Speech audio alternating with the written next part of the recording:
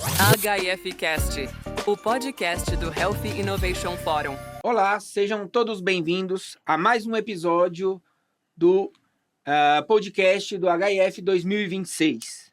É um evento, que vem se consolidando como um dos principais espaços de diálogo sobre inovação, gestão, digitalização da saúde e hospital inteligente do futuro.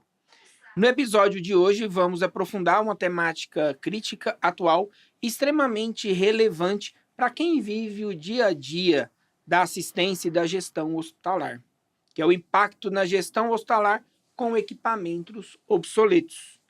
E para essa conversa, eu tenho um grande prazer em receber um convidado referência nacional, Dr. Braulio Brasil. Ele é fisioterapeuta de formação, especialista em terapia intensiva, gestor hospitalar com ampla experiência prática e acadêmica e, atualmente, ele é presidente da FENAFísio, onde atua fortemente em iniciativas de qualificação profissional, segurança do paciente e modernização do serviço de saúde. Seja muito bem-vindo, Braulio. Obrigado, Sidney. Obrigado pelo convite. Obrigado ao Hospicom também pelo espaço para a gente poder conversar, debater e vendo realmente que cada dia mais a Hospicom vai dando uma aula para todos nós de organização, de gestão, o evento que vai ser feito ano que vem, que a gente estava conversando aqui agora há pouco, explanando tantas coisas importantes para o setor de saúde. E hoje nós vamos falar um pouco disso, né? Eu, dentro da FENAFísio, que é uma federação nacional de associações de empresas de fisioterapia e gestora aqui em Goiânia, a gente sempre entende que a gestão para o fisioterapeuta, para o coordenador, o responsável técnico, é uma habilidade que às vezes ele precisa ser adquirida. Se a gente pensar lá atrás, olha que tem muito tempo atrás, quando eu iniciei meu processo de gestão, não foi nada pensado, né? Eu estava ali na assistência e, de repente, eu tive a oportunidade, ou, na verdade, apareceu uma nova trajetória de carreira que eu não estava nem esperando, que era já começar a dominar escalas de plantão dos colegas, dominar a contratação de profissionais, e a gestão veio aí de uma forma inesperada, e aí a gente tem que trocar a roda do carro com ele andando, né? E, enfim, eu acho que um pouco disso, nós como gestores hoje um pouco mais experientes, a gente entende que hoje os colegas têm mais facilidade, porque já tem pessoas que já têm um pouco mais de experiência, que pode puxar, mas ao mesmo tempo, esse tema que nós vamos discutir aqui é de extrema importância, porque o mercado de saúde é muito dinâmico, a cada dia tem uma novidade, a cada dia a gente entende o que os outros países estão fazendo, o que os outros estados, os hospitais que estão dentro da nossa cidade, dentro da sua cidade, que também é um parceiro e, ao mesmo tempo, é um concorrente, que você tem que entender o que o mercado está absorvendo, e eu acho que é isso que a gente tem que ficar atento como gestor, e nós vamos falar isso mais aqui no podcast. Com certeza, com certeza. E a gestão, no início, quem começou esse serviço de gestão um pouco, uns anos atrás, e aí eu também até me enquadro um pouquinho, na época que eu coordenei também o serviço e coordenei o TI também. Às vezes tem desafios que a gente só vai aprender vivenciando na prática, né, Braulio? Por mais que até mesmo tenha algum trilhado de alguma facilitação de alguém que já passou, mas o desafio ele é inerente, né? Não é uma receita de bolo. Não tem, viu? Não tem.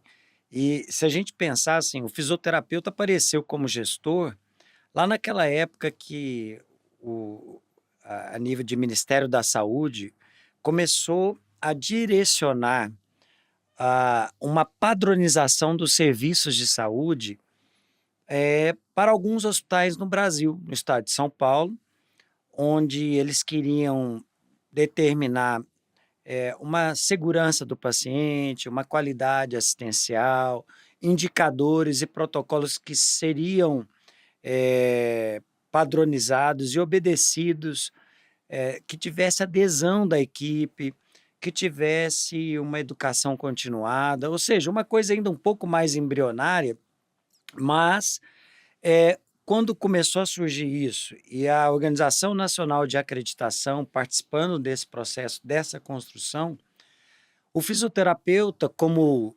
outros profissionais da saúde, também começaram a ter que prestar contas da sua assistência.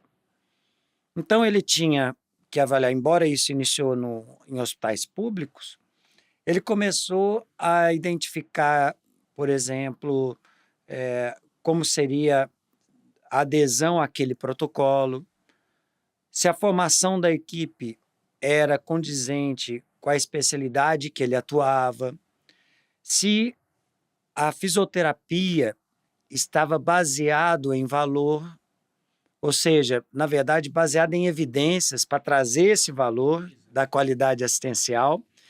Então, queria evitar o achismo, ou então, eu que sou da área hospitalar e fico na terapia intensiva também, é muito ruim, às vezes, um colega, num período do dia, ele tem uma conduta, à tarde tem um outro colega no plantão, ele tem uma outra conduta, e à noite um outro colega também com uma outra conduta.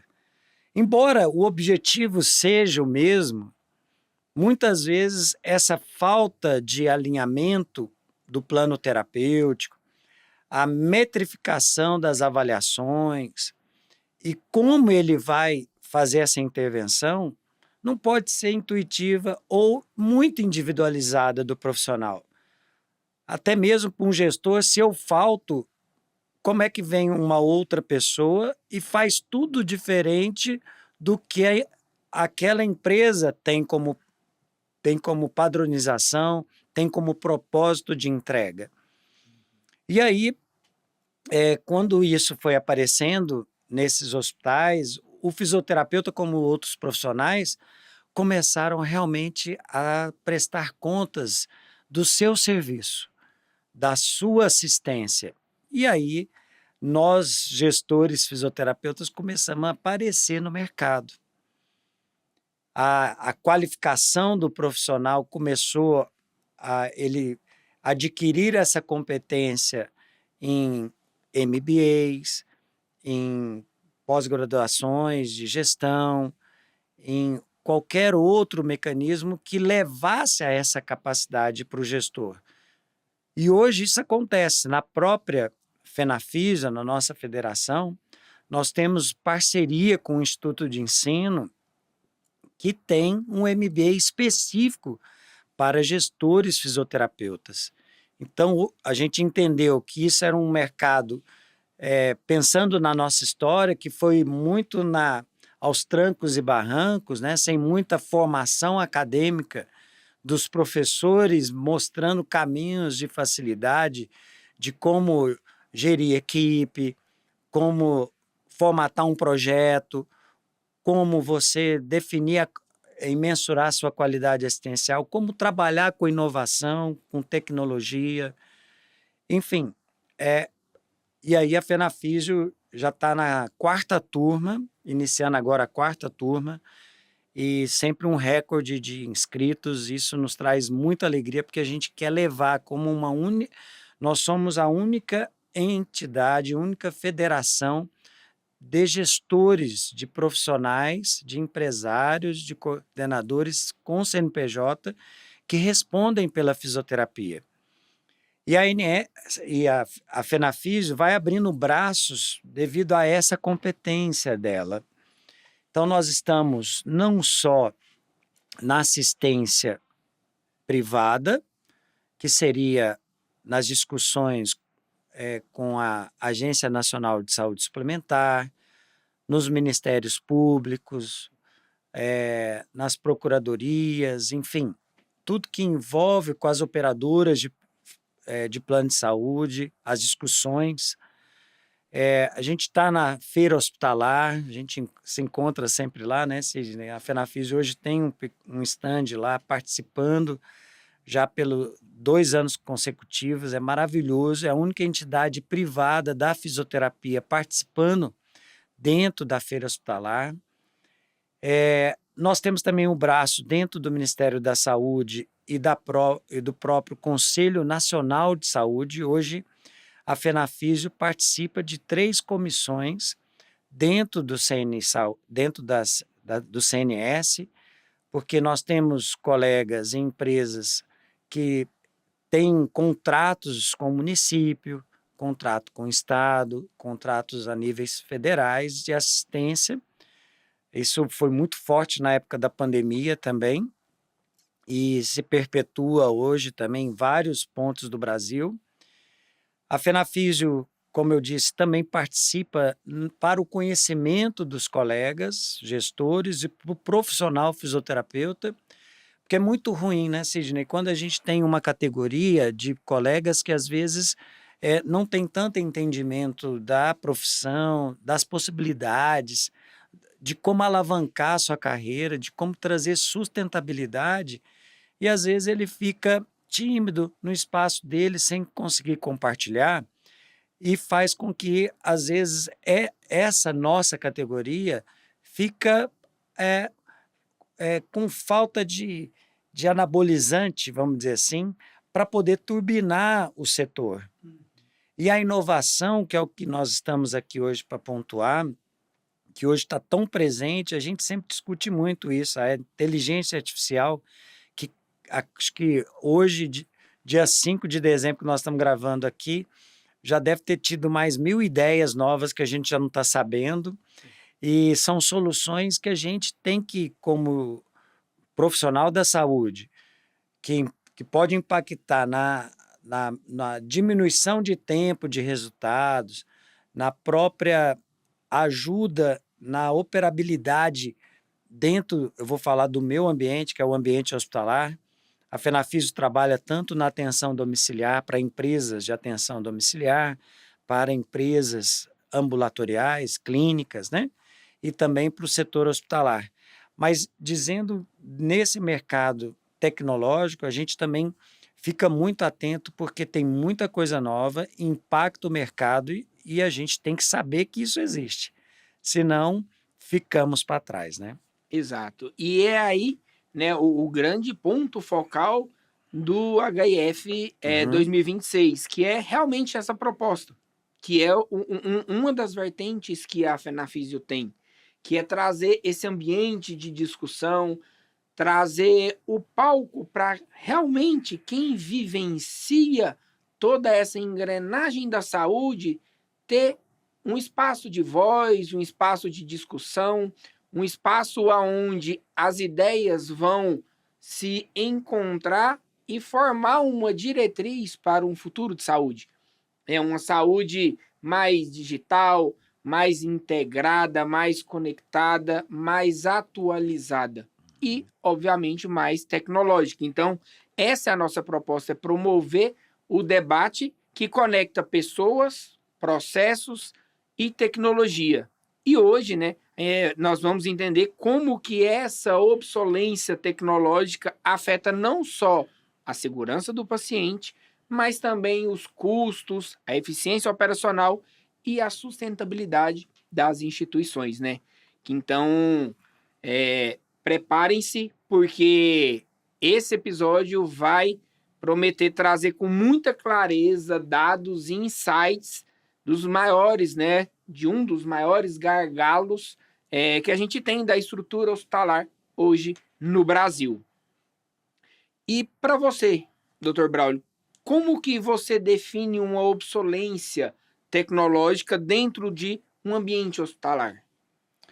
Olha, essa é uma pergunta muito interessante, porque hoje no Brasil a gente tem vários serviços de saúde.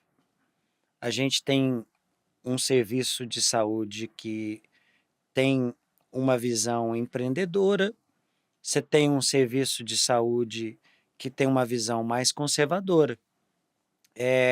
Quando a gente pensa, hoje se discute muito na saúde baseada em valor, onde o paciente participa do ciclo de cuidado e ele tem as definições de quais as fórmulas e formas que leva a ele ter um resultado, um desfecho mais adequado, a instituição tem que estar antenada a oferecer e a entender o que o mercado de saúde tem de melhor e com resultados de desfecho para isso. Às vezes você faz um investimento que tem evidências e que às vezes falta um aprimoramento técnico da equipe para poder utilizar, para você treinar, para você poder otimizar isso e fazer com que isso seja um diferencial dentro do seu mercado.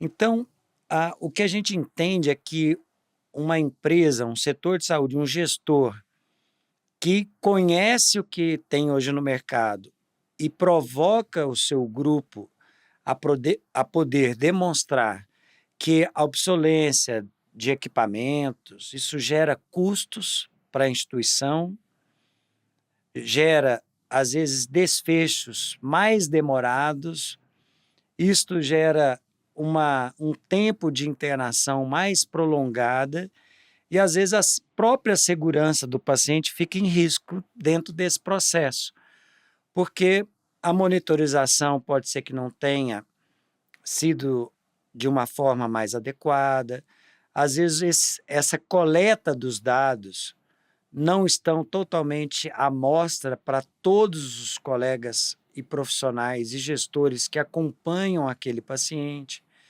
Então, a gente sempre otimiza dentro do mercado de saúde, respeitando a cultura daquela empresa, demonstrar e provocar as boas práticas, né?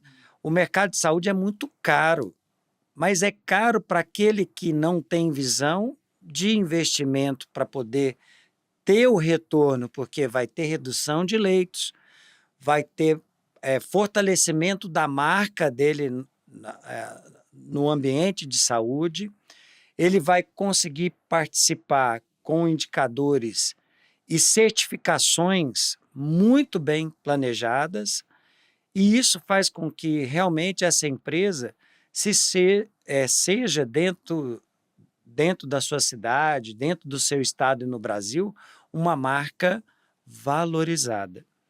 Então, assim, a cultura, claro que às vezes para mudança de cultura requer tempo, requer amadurecimento, requer pessoas competentes nos locais de competência dela, mas precisa acompanhar hoje o que acontece, né? A própria feira hospitalar que a gente participa muito, a gente percebe que tem muitos gestores do Brasil inteiro que estão antenados e entendendo melhor isso, né? A interoperabilidade, a gente estava discutindo isso e vendo uma notícia dessa semana, né? Eu vendo o Hospital do Futuro, que está chegando agora no Brasil, o Ministério da Saúde, o governo federal, visitou centros tecnológicos da China, por exemplo, que hoje exporta tecnologia de qualidade para o mundo inteiro, é uma referência, e teve o financiamento do Banco dos BRICS, né, para que no estado de São Paulo tenha aí o primeiro hospital inteligente e vinculada à saúde pública, né? Olha que maravilha isso, com até uma goiana à frente disso, a doutora Adriana Rajar, lá de Anápolis, à frente desse projeto maravilhoso, junto com o Ministério da Saúde e o ministro Padilha. Mas se o setor público, que é um setor que às vezes a gente acha que pode ser mais engessado, está olhando isso, e se você vai no seu serviço e observa que às vezes precisa de uma adequação melhor, precisa discutir com pessoas que entendem desse mercado de saúde e ver que isso vai impactar na sua qualidade assistencial, é muito importante. Porque conceito Potter, vamos pensar, saúde baseada em valor, né? A gente vê a, a qualidade assistencial, a gente vê a experiência do paciente com custo, com o menor custo possível. Mas o custo tem a ver com investimento, porque você vai demonstrar que a qualidade assistencial, o valor que você entregou, a experiência do paciente vai ser muito importante. E tem que trazer para isso também, eu acho que todos que participam da saúde. Se a gente está falando de saúde pública, a gente está falando dos secretários de saúde, nós estamos falando dos diretores de hospitais públicos, de qualquer natureza. E se a gente está falando da saúde suplementar, a gente tem que mostrar isso para os gestores fisioterapeutas que manuseiam diretamente essas tecnologias, os diretores das instituições e principalmente também das fontes pagadoras, das operadoras, para poder saber que isso vai reduzir o tempo de ventilação mecânica, vai reduzir o tempo de mobilidade desse paciente. Hoje, na fisioterapia, Sidney, você sabe muito bem, a gente sempre pontua a funcionalidade como um norte da minha qualidade essencial, porque eu quero identificar como eu vou entregar essa pessoa para a sociedade. Aquele paciente que chega para mim, ele tem a sua história, ele tem a sua trajetória de vida, e como que eu vou entregá-lo para a sociedade? Eu quero que ele já saia da UTI andando com força. Isso eu preciso de uma ultrassonografia, às vezes para avaliação de grupos musculares, para reduzir o tempo da ventilação mecânica. Entro com a eletroestimulação neuromuscular, eu entro com mecanismos que vai fazer com que essa qualidade, essa segurança do paciente, e colocando ele nesse ciclo de cuidado, se torne cada vez mais evidente, e aí ele recebe essa alta da UTI o mais precoce possível.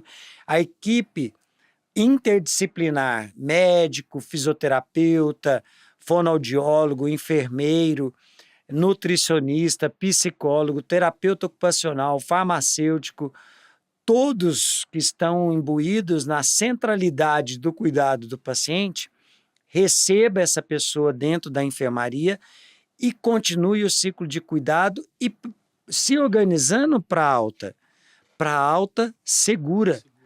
E aí ele precisa de um hospital de transição que é estritamente vinculado à equipe interdisciplinar, multidisciplinar até, que envolve muito a reabilitação, que essa é a discussão hoje da saúde.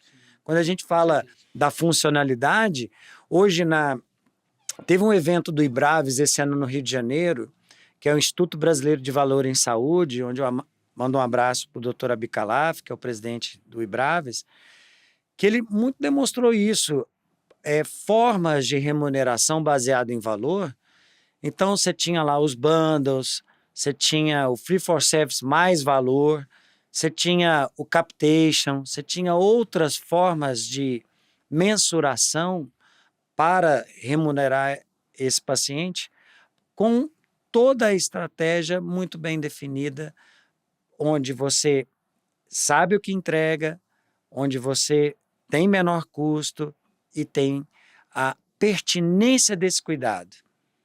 E aí, nesse ciclo de cuidado, vem o hospital de transição, vem depois a atenção domiciliar. Nós temos muitos colegas gestores na atenção domiciliar.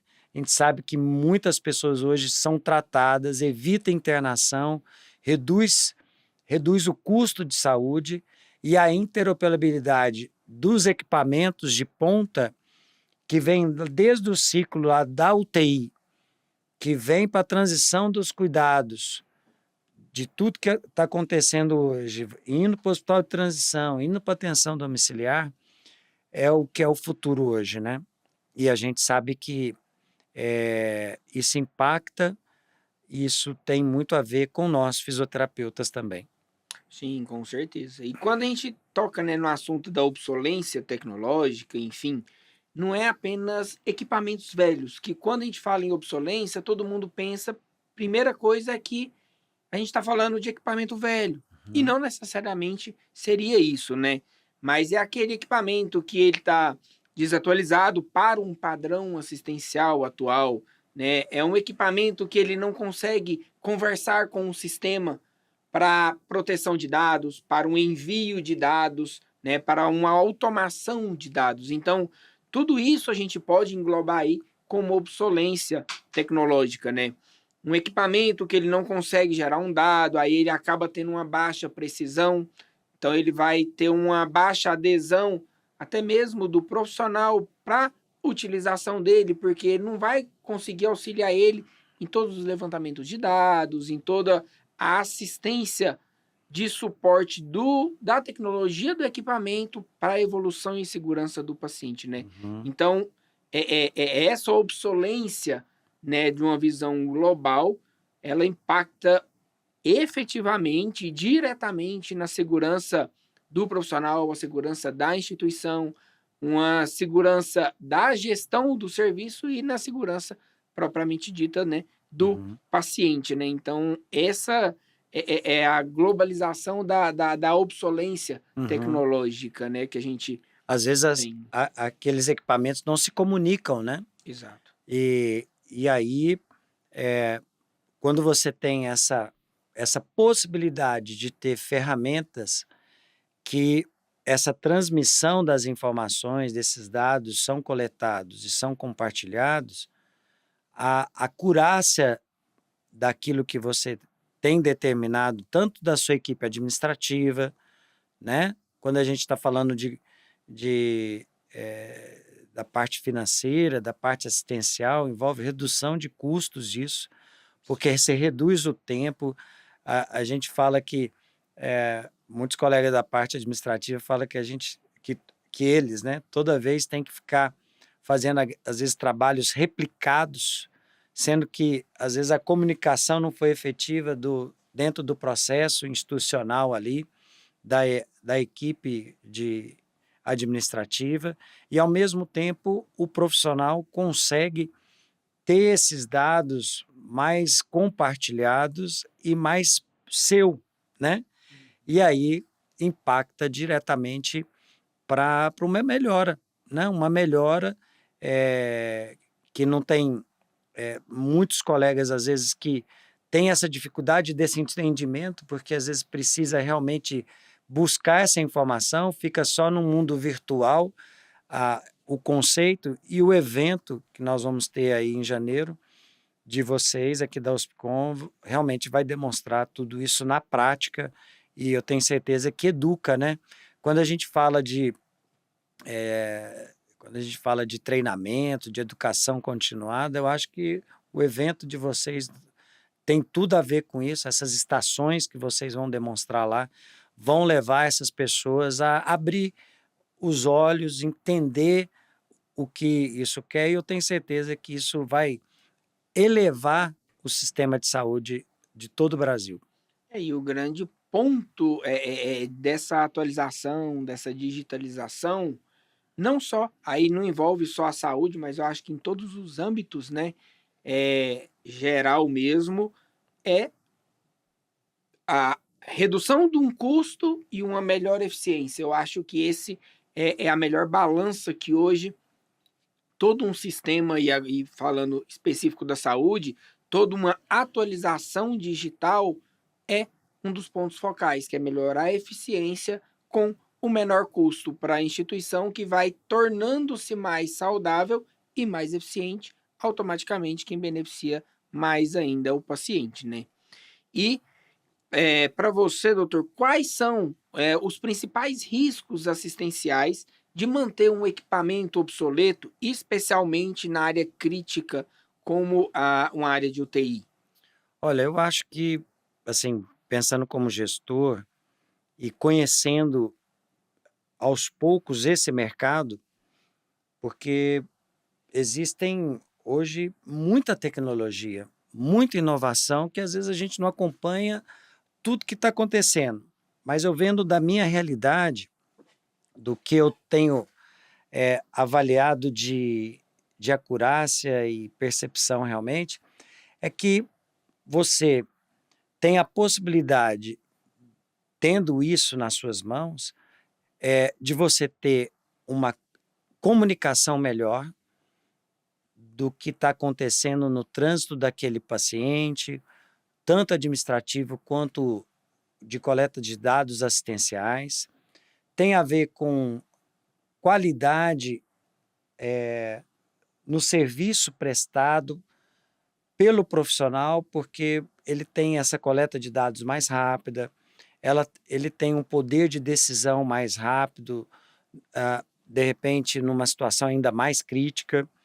Você tem um custo reduzido para o sistema de saúde, porque se espera que com toda essa ferramenta que você tem, você possa trabalhar com uma redução de tempo de internação desses pacientes e, principalmente, fazer com que esse ciclo de cuidado com o paciente, da transição, de outros locais que ele vai perpetuando o ciclo de cuidado, ele tem a oportunidade de ser beneficiado com isso. Primeiro, porque ele está sabendo que isso já existe, e a instituição que tem isso no seu escopo, né, essa proatividade, essa empresa que tem uma vontade de estar mais protagonista dentro do mercado de saúde, eu acho que muitos pacientes, os clientes que são... Nós temos 2 clientes no setor de saúde, eu vejo. A primeira é o meu paciente e o segundo é a operadora, falando da saúde suplementar. Então, porque na verdade esses clientes que vêm para nós são das operadoras. Então, acho que o primeiro ponto é o cliente meu cliente operador. Eles vão entender que esse serviço, esse CNPJ, aqueles profissionais que estão ali, eles conseguem trazer uma entrega melhor. Por exemplo, um atraso numa detecção de deteriorização clínica, se você tiver um equipamento que ele te antecipa e te traz esse dado mais palpável, te facilitaria. Um alarme impreciso que fica soando dentro da UTI, você ter um equipamento que gerencie esses alarmes, auxiliaria na melhor gestão desse serviço em UTI.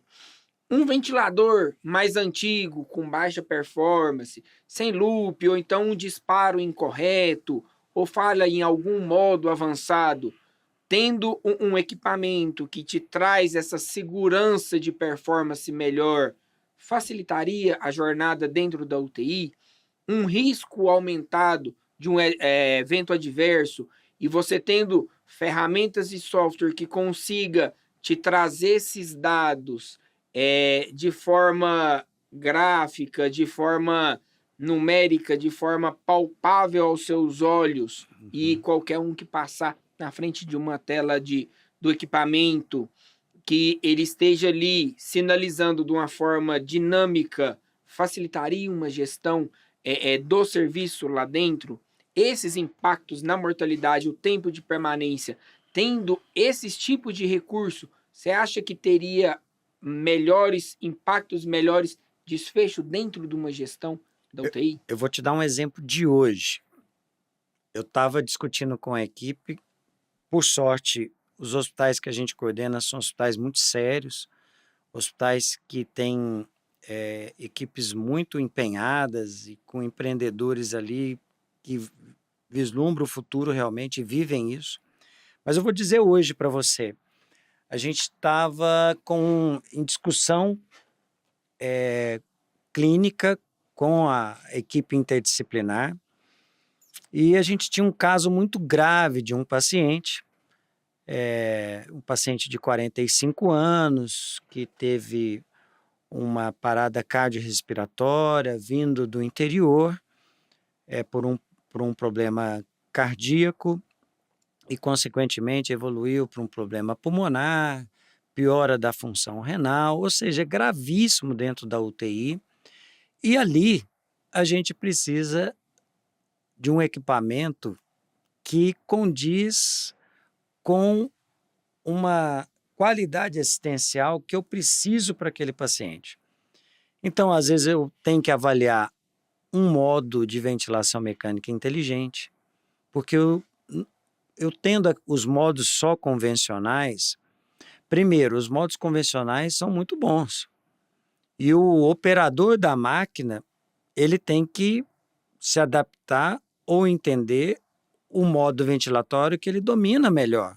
Ele vai sempre resolver, vai ter possibilidade de resolver.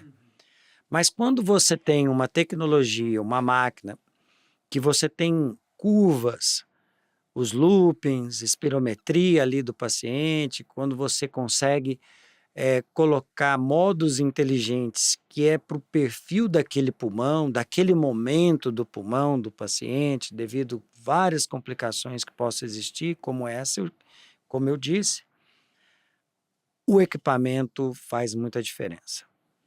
Porque eu tenho a condição de fazer uma ventilação mecânica muito individualizada. E aí, é tão legal isso, porque eu não fico muitas horas dentro da UTI. A equipe está lá sempre muito empenhada, são excelentes profissionais, e às vezes eu acompanho o que está acontecendo com o meu paciente, isso até a nível domiciliar, com equipamentos de ventilação mecânica domiciliar, equipamento de eletroestimulação domiciliar, que são pré-programados, mas eu quero falar da ventilação mecânica. Eu consigo aqui ver o mapa do meu paciente, do que está acontecendo com ele, da ventilação mecânica, e posso até alterar algum dado se eu quiser. Só que isso eu não faço. Eu comunico a minha equipe, ou eu participo num momento de decisões presencial ou virtual para poder auxiliá-los, porque hoje tem essa tecnologia. E isso reduz muito a margem, por exemplo, de um paciente evoluir para uma traqueostomia, porque eu consigo extubar ele antes. Isso reduz a doença adquirida pelo tempo de internação, que seria perda de, eu como físio, como um avaliador da funcionalidade, eu quero devolver essa pessoa para a sociedade mais rápido.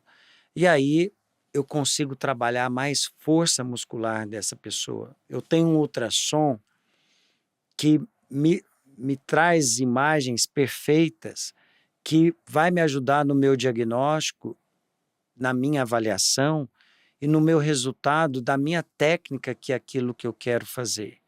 Eu tenho um monitor que congela as imagens nos pontos críticos daquilo que eu preciso. Eu tenho monitorizações invasivas dentro desse monitor. Eu tenho fórmulas, e hoje os respiradores são tão inteligentes que eu posso utilizar várias ferramentas, como não só a ventilação não invasiva, mas o alto fluxo dentro dessas máquinas. Isso é muito legal, porque eu posso ter 3 equipamentos, por exemplo, no mesmo aparelho. Isso envolve custo, envolve tecnologia. Eu sei que existe no mercado e eu quero usar elas, porque isso impacta realmente na assistência. Então, assim, só te dando exemplos da minha prática de hoje, do que a gente consegue mensurar com equipamento de qualidade, sabendo o que o mercado hoje oferece, e cabe o gestor treinar a sua equipe, cabe o gestor fazer uma educação continuada para que essas pessoas tenham habilidades, porque não adianta também você ter uma máquina muito sofisticada que o colega só sabe fazer o mínimo, né? E hoje isso é inadmissível, né? E o que que muda na rotina multiprofissional quando um hospital tem um parque tecnológico desatualizado, Braulio? Olha, eu acho que a primeira coisa é ela pode perder a oportunidade de avançar, sabe? Assim, o paciente tem a possibilidade de ter uma qualidade assistencial. Essa palavra é muito importante, porque tem vários profissionais ali capacitados, imbuídos para poder resolver aquele problema e tem competência técnica para poder fazer isso. Ele sabe tratar uma pneumonia, ele sabe tratar uma telectasia, ele sabe utilizar um protocolo de assistencial adequado. Mas se ele não tem se ele não tem ferramentas, não é todas, mas ferramentas que levam ele a ter essa possibilidade de ser palpável no seu dia a dia, não, eu tenho certeza que ele perde a oportunidade de, de trazer novas formas de pensar, mais rápidas decisões de atuação para esse paciente e que todos da equipe também têm essa informação de forma mais rápida. Um dos outros pontos, né, dentre esses que você bem apontou, aumenta muito, né, uma carga cognitiva do profissional com equipamentos mais obsoletos, né, dificulta muito uma tomada de decisão mais rápida, né, e aumenta-se o estresse da equipe, O aumenta o burnout, né? estresse psicológico, Psicológico. gerando muitos burnout dentro do universo da saúde assistencial, né? É porque tem uma cobrança, né? Primeiro, nossa. Quando a gente dorme, né? Chega em casa, tomou um banho, chegou do trabalho, pôs a cabeça no travesseiro, você quer dormir, você quer descansar porque você teve orgulho daquilo que você fez, daquilo que você decidiu através das suas decisões. Mas a gente é cobrado de todas as formas. A gente é cobrado, tem a cobrança pessoal, tem a cobrança do trabalho, tem a cobrança da família, tem a cobrança do seu coordenador, tem a cobrança da sua equipe. Você tem que saber conviver em sociedade. Então, quando você está num ambiente de hospital, são tantas pessoas, né, que estão ali junto com a gente, que eu tenho que ser cordial, porque ele também está no mesmo ponto de referência que o meu, de entrega daquilo que ele faz. Então, a gente vê hoje muitas pessoas, né, com problemas da saúde mental, isso é real mesmo, muito real. E aumentou muito. Né? Aumentou muito. A gente trabalha mais também hoje, embora a gente possa ter uma carga horária, mas você tem o celular, você tem o seu computador, o seu laptop, 24 horas, né? que você tem obrigações a fazer ainda pós-expediente, né? Então você tem que coletar aqueles dados, você tem que entregar um relatório. A Fenafísio, por exemplo, também é uma entidade certificadora, a única entidade certificadora de serviço de fisioterapia. Isso é uma trajetória que nos orgulha muito. Nós temos uma diretoria de qualidade muito forte que trabalha isso. Em Goiás e em todo o Brasil já temos empresas certificadas. E, por exemplo, se eu estou num processo de certificação da Fenafísio, por exemplo, é muito estresse, porque é uma auditoria externa independente. Então, você tem ali vários descritores que vão te avaliar. Então, se você não tem um time preparado para esse momento, né? Quando você tem um atleta, vou comparar aqui, se você tem um atleta que vai participar de uma prova, ele não se preparou na mesma semana da prova. Ele se preparou com muita antecedência, porque tem um diagnóstico. O pessoal entra lá na sua empresa, avalia todos os descritores que são importantes, E aí ele te dá um diagnóstico, fala, olha, o mapa da sua empresa é esse. Para você se certificar, você tem que atingir esse nível de maturidade e imagina isso.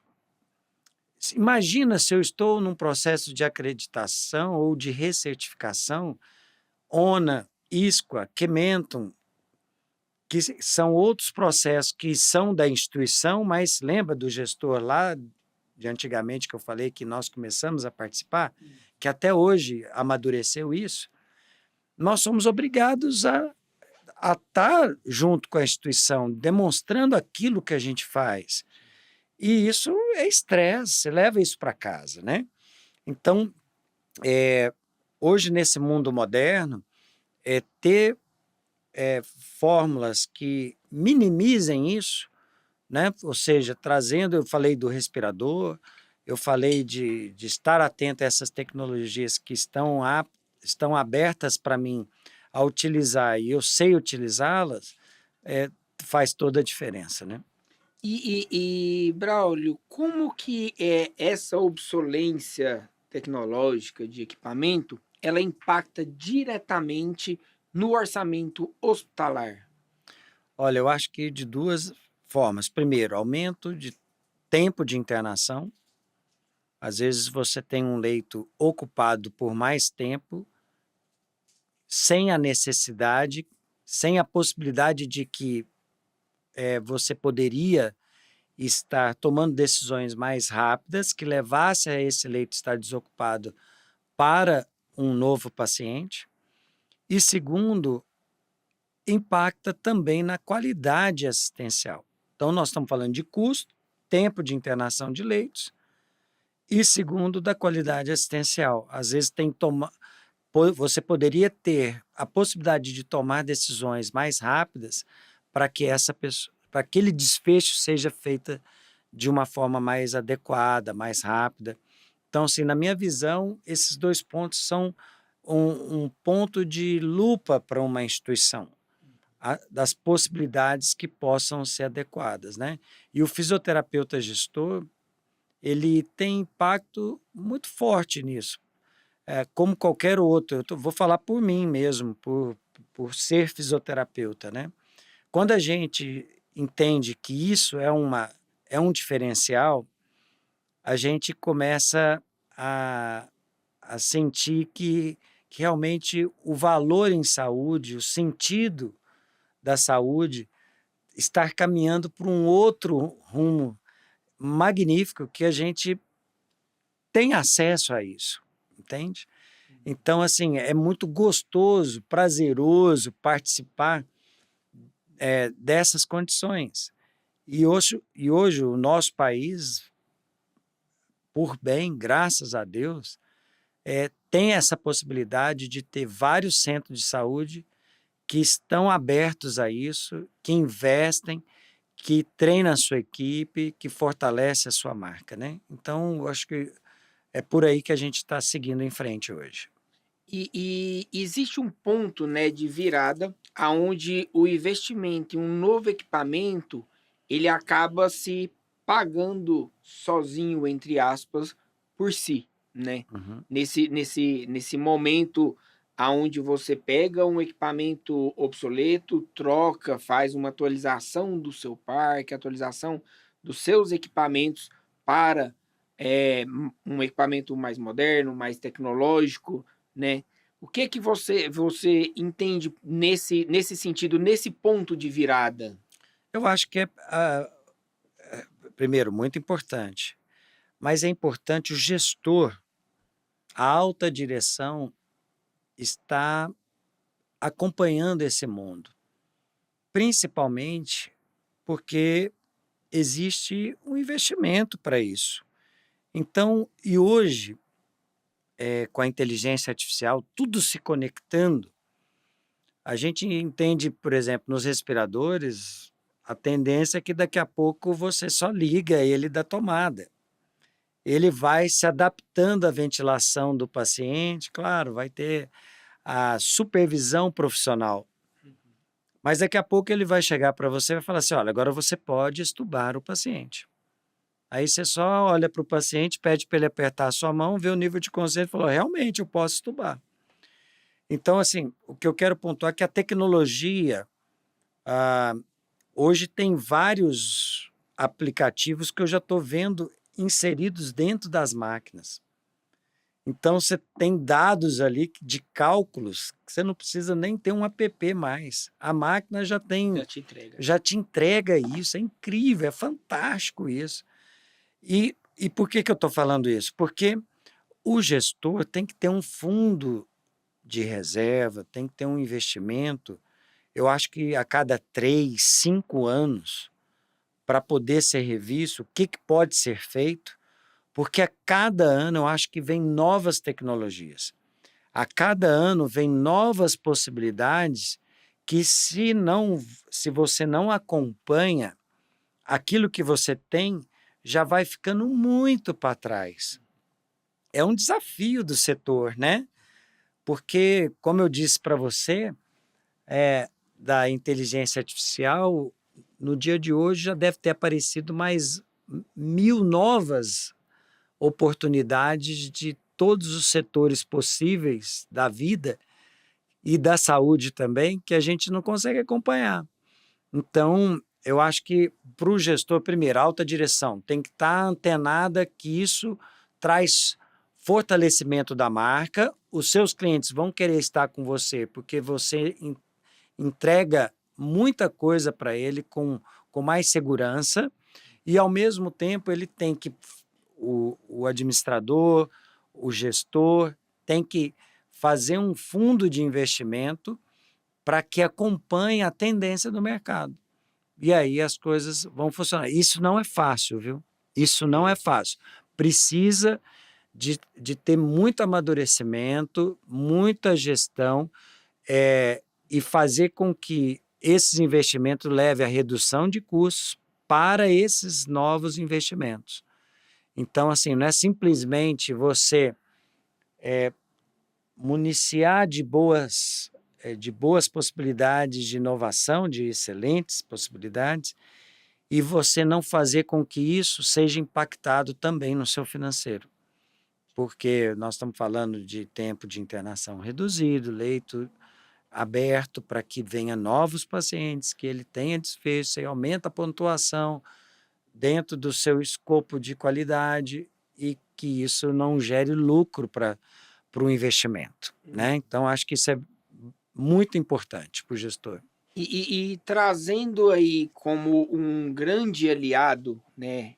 Eu, enquanto na época também de gestor de serviço, de saúde também, trazendo como um grande aliado a parte da engenharia clínica hospitalar, né? Qual que seria o papel da engenharia e das equipes assistenciais nessa decisão em relação aos equipamentos, em relação às tecnologias, em relação do que pode ser convertido num ponto focal que é o benefício ao paciente? Olha, eu acho que a engenharia clínica é um ponto de apoio muito forte. Por quê? Porque são pessoas competentes que estão habilitadas a estar ali, têm condições e competências de ter no seu corpo de profissionais pessoas que sabem o que é o mercado de saúde hoje, e ele pode ser uma ponte para um alerta à equipe do que o mercado tem aí, de soluções práticas, inovadoras, tecnológicas, e que se adequem ao perfil daquela empresa. Então, às vezes não adianta você ter algo muito robusto que a sua empresa não vai absorver isso. Não adianta você ter alguma coisa acanhada que não vai te servir, porque você está num degrau muito maior, seu cliente é outro, o perfil do seu cliente é outro. Então, assim, eu vejo a engenharia clínica como um grande ponto de apoio para poder identificar o perfil daquela empresa, daquele corpo de profissionais, para que realmente ele faça um filtro e que coloque uma lupa para o grupo para mostrar, olha, tem isso aqui no mercado. Isso aqui vai ser bom para nós, porque a gente pode estruturar isso, pode alavancar, vai melhorar a nossa percepção aqui de assistência, a gente vai ter mais dados daquilo que a gente quer entregar, e as empresas que têm essa visão empreendedora vai acatar essas decisões, né? E assim, ter o diálogo, né, com eles. É muito importante. Tem um momento que você tem que, não só na correria, de um momento que você precisa do apoio deles, mas um momento estratégico, de às vezes sentar, de pontuar, como também com a equipe de TI, que às vezes você precisa sentar numa mesa, tomar um café e pedir apoio para a equipe de TI para coleta de dados, para formatação dos dashboards, né, de situações que são práticas e clínicas dentro de uma equipe para poder funcionar bem. E hoje, Braulio, como que você vê um método, um mecanismo, um argumento, né, de convencimento da gestão financeira de um hospital sobre a urgência da modernização do parque? Olha, eu acho que é um planejamento, sabe? Primeiro, tem que ser apresentado, tem que ser visto pelas pessoas isso. As pessoas têm que conhecer realmente. E, ao mesmo tempo, trazer oportunidades para que isso seja viável, né? Hoje, os grandes redes de hospitais, os hospitais aqui de Goiânia, eu tenho certeza que estão amadurecendo e muitos já estão preparados, já estão à frente para que isso aconteça. E aí, esse planejamento tem que ser viabilizado por alguma fonte. Às vezes, tem que haver linhas de crédito que leve a essas pessoas irem para o investimento, fazer um plano de negócio dessa linha específica. As pessoas hoje fazem planejamento estratégico e determinam um plano de negócio, um plano de ação para que isso seja executado. Então, eu acho que é isso. Barreira é aquela barreira que a gente tem, às vezes, da falta de conhecimento. Então, se isso está sendo visto, se isso está sendo demonstrado, as pessoas param do momento de falar, eu acho que realmente eu preciso dar esse passo à frente. Como que eu vou fazer isso? Como que eu vou viabilizar isso? Eu já tenho estrutura para que isso seja implantado? Ou posso fazer uma programação? Ou eu posso ir para uma linha de crédito para que isso já venha a acontecer?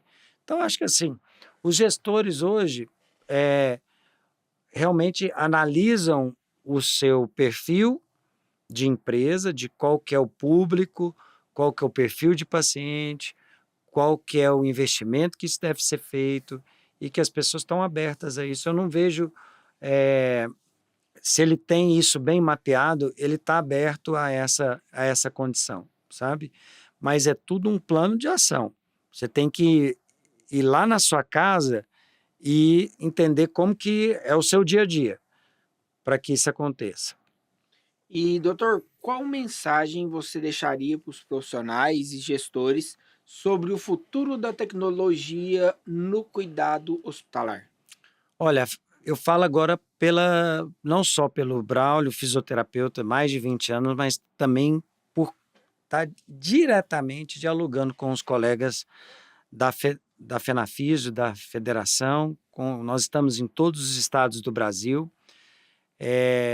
A gente provoca isso dentro dos nossos eventos também. O ano que vem nós vamos ter o nosso 6º Meet em Belém do Pará, no mês de setembro. Convido a todos a estarem presentes também. Entre nas nossas redes sociais para poder conhecer um pouco mais sobre a FENAFISIO. Mas o que eu vejo é que hoje os colegas estão muito antenados a isso. Porque dá uma certa angústia, Sidney. Dá uma certa angústia de saber o que o mercado tem hoje, o que as pessoas já estão utilizando o que que o meu concorrente já está trabalhando, manuseando e como eu posso acompanhar isso. Então, assim, vendo nas discussões dos colegas gestores, fisioterapeutas, hoje eles estão muito abertos, consomem. Nós temos grandes empresários fisioterapeutas. Tem colegas hoje que estão em mais de 4, tem empresas que estão em mais de 4 e 5 estados, acompanhando a verticalização da saúde, acompanhando na atenção domiciliar os parceiros que já são do seu dia a dia, acompanhando as redes de clínicas que cada vez mais vão virando franquias, modelos de negócio, e eles estão antenados a essa tecnologia, a esse parque de inovação, de tecnologia, porque sabe que isso faz um diferencial no seu mercado.